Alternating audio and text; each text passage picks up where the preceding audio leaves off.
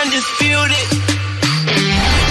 Good morning. Welcome to Undisputed. We are live from Los Angeles. I'm Jenny Taft here with Skip Bayless and Shannon Sharp. Good morning, you two. Yeah, I don't know, Skip. I'm about to win the late first round of this draft right here. Oh, here come Kawhi's Clippers. They go get cool hand Luke Kennard. He's a 40% career three-point shooter. And they clear cap space for you-know-who, playoff Rondo. You're in trouble. Can I ask you a question? If Cool Hand Luke was so Cool Hand Luke, why Detroit let him go? Well, it's just too much that they offered for him. They gave up the sun and the moon. Landry Shamet. Yeah. Skip feeling confident over there about the Clippers. I'm feeling real good about them. How about this, guys? Lamelo Ball, well, he was confident as well. He said he was born to be the #1 pick in last night's NBA draft, but now he might have a chip on his shoulder. Lamelo fell behind Anthony Edwards and James Wiseman. Michael Jordan reportedly gave the Hornets his stamp of approval for the youngest Ball brother, and the team ran with it, selecting him 3rd overall. So, Shannon, are LaMelo and MJ a good match? Man, look here. Skip, all I'm trying to see is LeVar and MJ get this one-on-one on. I mean, LeVar been calling this thing out, so it's right there now. So let's go on and get this thing on and put this to the side, and we're going to move forward. In all seriousness, Skip, LaMelo is not going to have the day-to-day. Mike is not coaching the team. So he's not going to be in day-to-day contact with LaMelo. I just think the thing is, like, LaMelo just, and Skip, everybody, even the greats that have met, that came after Michael and met him, has says what? He's a godlike figure. From Shaq to LeBron to everybody is in awe of him. Now, the difference is LaMelo was 2 years old when Jordan retired. Yeah. So he doesn't have maybe he doesn't have the same mystique or aura. I don't know. He knows the shoes. Yeah. He's still Michael Jordan. I know. And you still one of those Jordan shoes, Yeah, and they came from somewhere. Yep. Skip, is it a good match? I don't understand how it would be a bad match. I just think the thing is, for me, is that because Michael is who he is, he had to have signed off on this. Skip, kind of like, most, for the most part, most owners are not Michael Jordan. They didn't play the game at the elite level. Well, he's the only one that played the game at an elite level. I don't think any other owners played No. maybe in high school, but not to this degree, Skip. And so for me, is it a bad fit? I don't understand how it would be a bad fit. I really don't, Skip. As long as he doesn't go in there with the expectations that I need to impress Mike, that I need to show this, just go be you. Grow, get better and better every day, put the time in. And so for me, I think it's a great fit. We knew these top 3 guys was going to go. We didn't know particular order. It was going to be Wiseman, Edwards, or Melo, Edwards, or Wiseman. But it's funny, Skip, this is the second guy with a very unorthodox shot that Mike has taken with the top 3 pick. Kid Gilchrist in 2012, and now LaMelo in 2020. So Did Kid Gilchrist even have a shot? I don't know if it's unorthodox. It was non-existent, right? Well, yeah. Okay. And so, but Skip, I just think the thing is that he had such a high grade on him. And it wasn't like, okay, we knew AD was going first in that draft. That was 2012. Okay, Bradley Beal went 3rd. I think Dame Lillard went 8th. You also had Draymond in that draft. So, Skip, it wasn't like a slam dunk, okay, we got a guy. This is the #1 undoubted pick. Yep. There was none of that. And these were the top 3 rated guys, and you was going to get whomever was left at the time you were selecting, you were going to take that guy. So I like the selection. I just hope Melo comes in, keeps his head down, and continue to work like he's done to get to this point. And if he does, I don't think MJ being his owner is going to be a problem. Okay. Not only do I think it's not going to be a problem, I love this fit.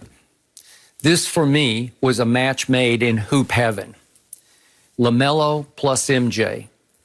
They needed each other, and I doubted they were going to be able to connect because I still thought right up to game time last night, first pick in the draft, I just thought Minnesota will finally say, he's the most talented kid on the board. We got to do it. We need the box office, if nothing else. And then I thought Golden State, and we're going to talk about this horrible development in a moment, but with Clay's injury, and we don't know exactly how bad it is, but it sounds really bad. I thought maybe they would switch off and say, we just got to take this kid. We got to take LaMelo because we might need him next year to pair him and let him play off Steph a little bit, right? That didn't happen, and I was joyful that he fell to MJ. Why does LaMelo need MJ? Well, look, I know this is impossible, but if I could pour 2 ounces of whatever's inside MJ into this kid, 2 ounces of killer will, I might have something that would be MVP caliber. I might have a player who could eventually carry the Charlotte Hornets, as woeful as they've been under Jordan, might be able to carry him to the conference finals, or dare I say, maybe even to the NBA finals. Well, Skip, do you think it might be too much weight? Because think about all the other guys that's come through there. I mean, you do have that guy sitting on the baseline. That Steve Ballmer sitting on the baseline is one thing. He ain't the logo. LaMelo has been told since he was a baby that he was going to be MJ. Yeah. Seriously, Yes, seriously. I believe, yes. He has been conditioned to believe with all his heart and soul from his father, and I believe his mother, Tina, also. You are going to be great, great. Yes. Listen, LeVar sat right here 4 years ago. It wasn't on TV. It was in a break. But he said, my youngest, he said, he's going to be by far the best. Right. And I believe LeVar believes that with all his heart and does. soul. Yep. And I see the potential greatness. I see the flair. I see the creativity. I see the athletic ability. I see the passing gift that Lonzo has. I see all that. I also see a broken shot just like Lonzo's. Right. His is weird, different. It's a two-hand push shot. Right. He was 20 of 80 in Australia in that pro league. 20 of 80, that's 25%. It won't work at the next level. It'll only get worse before it gets better. So I don't love any of that, and I don't love it that he hasn't even, no one's even introduced defense to him yet. So Michael will become another father figure, big brother, however you want to look at it, that I think will instill some of the proper intangibles in him. And again, you might argue back, you can't teach intangibles. I think being around greatness can rub off. And he'll go to practice, and he'll pull the kid aside, and he'll have him up to the office occasionally. Maybe they'll grab a lunch occasionally, and maybe slowly, by osmosis, just being around greatness, it will start to hit home with this kid, because his potential greatness is obviously completely unbridled, unfocused, undisciplined. It's unmade yet, but it's there. Right. He's 6'7", and he might still be growing. He might be a 6'8" point guard who can also score the basketball. Right. Once upon a time at Chino Hills, he scored 92 points in a game, and I don't care how much you cherry pick, it's hard to score 92. Yes. You have to have some gift of scoring ability.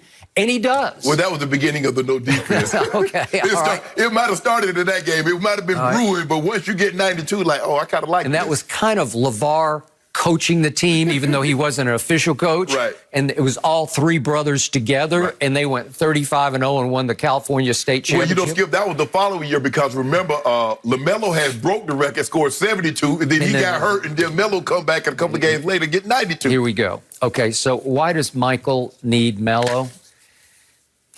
Look, I'm, as you well know, above anybody else, I'm the biggest Michael Jordan fan on the planet, but that's as a player. Right. As a team builder, he's been the all-time worst. So he went from greatest to worst. Right.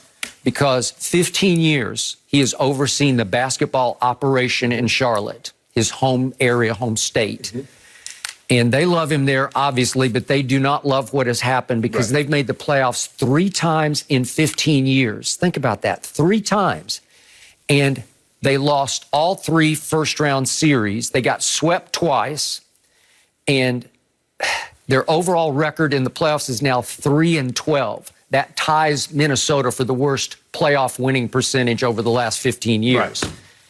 And even if you look at the records of the teams that made the playoffs, it was a 7-7 seed, 7-7, and a 6. And they were 44-38, and 43-39. One year they were 48-34. So they haven't even lit it up in years that they made the playoffs. Right. They've eked in. Okay? It's the all-time embarrassment and humiliation for Michael Jordan. And now he has the greatest show on earth. He's got Ball in the family. Right. He's got LeVar, and he's got LaMelo, and the whole Ball, dare I say, mystique, or whatever you want to call it, the phenomenon. Yes. And it's a great sideshow for him, because I will tell you this: I will be watching Charlotte games next year, and I'll bet you will too. Yeah, I want to see how well he does in a real structured environment. Exactly. And the team is not very good.